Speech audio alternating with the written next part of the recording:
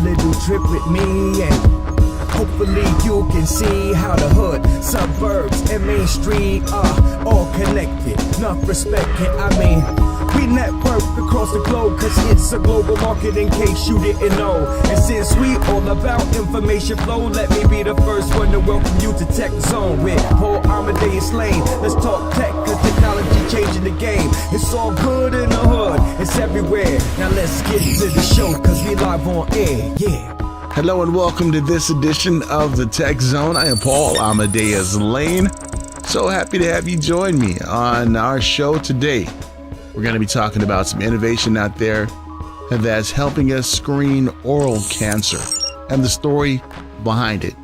We're also going to be talking about a piece of innovation out there that is helping with employee deductions, especially for the Fortune 1000 companies out there. That's companies that have over 10,000 employees.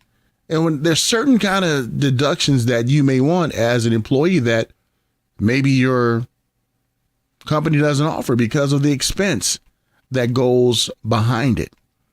But our guest we're going to have coming up in our second segment is talking about the innovation that's helping not only the companies, but also the employees help achieve that objective. Yes, that's what we're going to talk about today. But starting off in our first segment, let's talk about television and streaming content.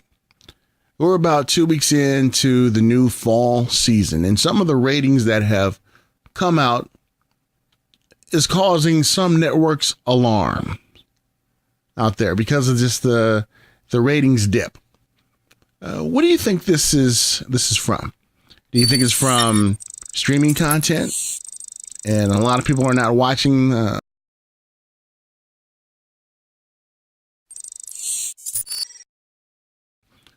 if you think back to like the 80s, right before the boom of the VCR, if you missed a show, I kind of talked about this on another show before, didn't I, Sean? I think I did. Yeah, Sean's nodding his head that I did.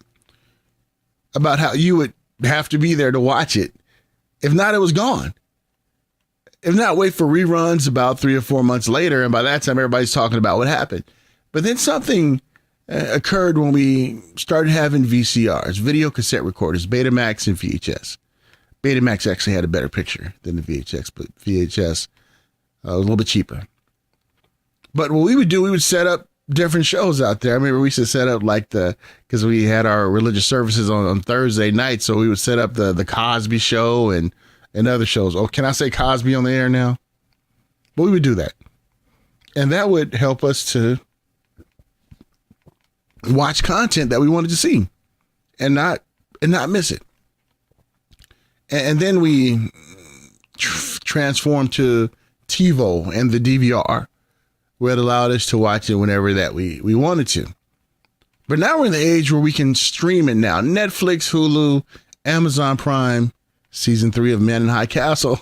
Sean, you ready for that? See, I'm always going back and forth with it. I can't keep, yeah, okay. Let me stick focus, Paul, focus. But that has created a conundrum for networks out there. And that's why you see these networks are having their own streaming content, because they want to know how many people is watching the shows, are watching the shows. So I wonder if a lot of networks are getting kind of skittish. Some ratings were good, some ratings were down. But I'm thinking people nowadays, they want to watch their content when they want to watch it. They're no longer stuck to watch it during the time slot that it's on. And I'm hoping a lot of networks are realizing that and don't get kind of timid and start pulling these shows off. But wait and see what the consumer wants. I enjoy watching it whenever I want to, because sometimes I'm not available at that time that it's on, but it's nice to watch it like late at night or early in the morning.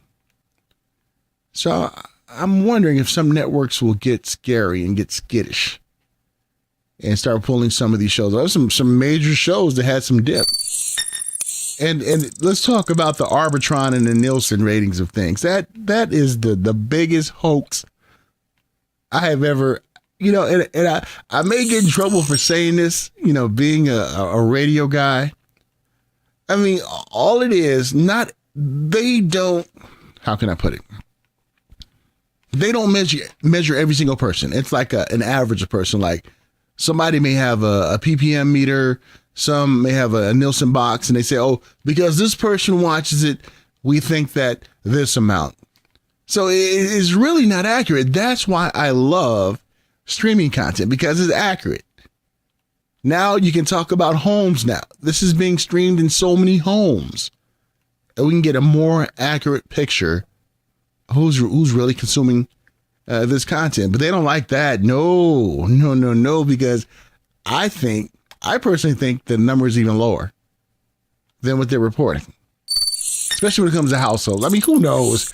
That's like just pulling some numbers out of the sky and saying, ooh, Sean, I think that because you and I are talking right now, there's about 4 million more people who are talking just like us. I mean, no one knows.